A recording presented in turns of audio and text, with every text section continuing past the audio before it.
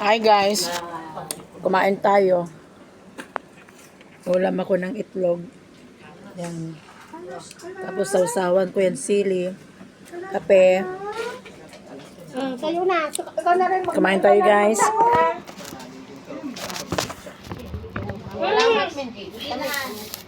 Kumain tayo guys. Isa. Mag-ulam tayo ng itlog. Kailangan ko lang kinuha naman. Itlog na naman ulam mo, Didi. Gabi na naman. Ito yun. Nag-overnight ka ba? Maray? Oo, nag-overnight. Dito ako natulog kagabi. Ito yung prito ko kagabi. Naalala mo to? Gabi, bakit ganyan mo lang kinulam? Kumain na ako. Kinain ko na. Ay.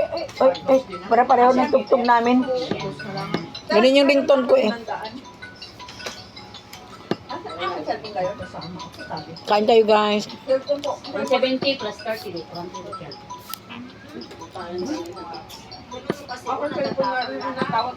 Hello.